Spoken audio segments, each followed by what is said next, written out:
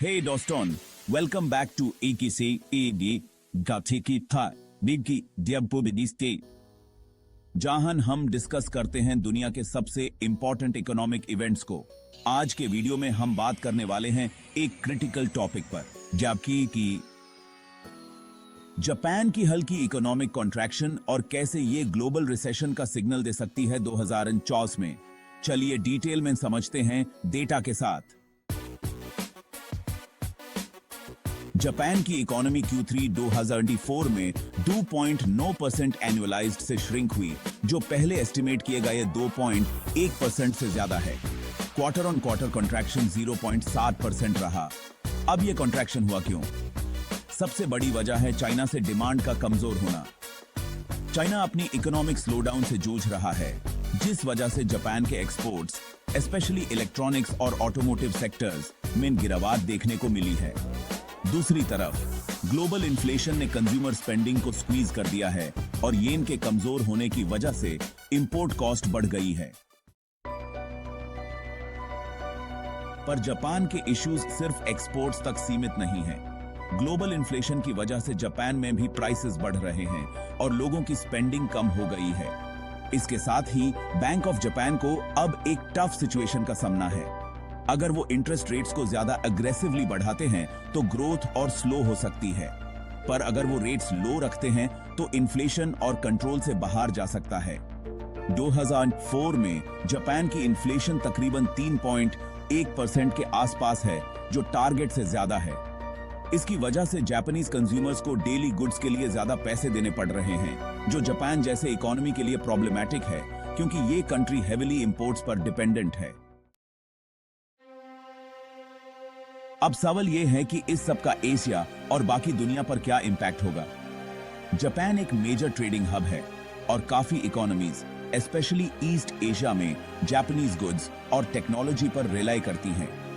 अगर Japan recession में चला जाता है तो सप्लाई चेन्स को डिसरप्शंस हो सकती हैं साउथ कोरिया, ताइवान और आसियान कंट्रीज में, जो उनकी ग्रोथ को भी स्लो करेगा। स्टॉक मार्केट्स भी इस प्रेशर को महसूस कर रहे हैं। इन्वेस्टर्स अब इमर्जिंग मार्केट से पैसा निकल रहे हैं, क्योंकि जापान के स्लोडाउन से उन्हें लग रहा है कि पूरा रीजन अनस्टेबल हो सकता है। इसका मतलब यह हुआ कि इंडिया, वियतनाम और फिलीपींस जैसे कंट्रीज के लिए बोरोइंग कॉस्ट्स बढ़ जाएंगे। जरा ग्लोबल लेवल पर देखें, जापान की इकोनॉमिक कॉन्ट्रैक्शन एक बड़ा रेड फ्लैग हो सकती है एक ग्लोबल रिसेशन के लिए। जब यूएस, यूरोप इन्फ्लेशन और स्लो ग्रोथ से ऑलरेडी जूझ रहे हैं और चाइना अपनी इकोनॉमिक चैलेंजेस फेस कर रहा है, तो जापान का डाउनटर्न दुनिया के लिए एक टिपिंग पॉइंट बन सकता है।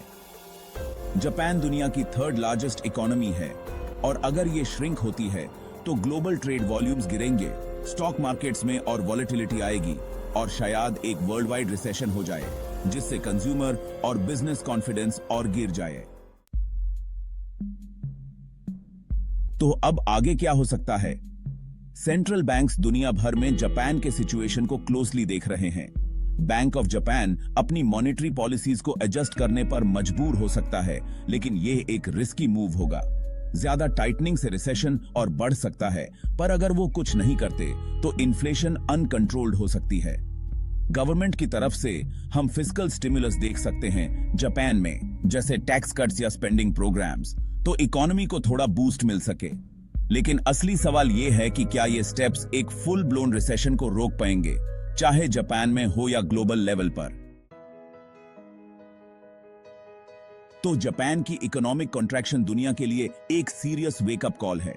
क्या ये एक ग्लोबल रिसेशन को ट्रिगर करेगी, ये अभी क्लियर नहीं है, पर वार्निंग साइंस तो जरूर हैं। इन्फ्लेशन, एक कमजोर येन और चाइना से गिरती डिमांड ने मिलकर एक परफेक्ट स्टॉर्म बना दिया है, जो जापान के बॉर्डर्स के बाहर भी फैल सकती है। Thanks for tuning in.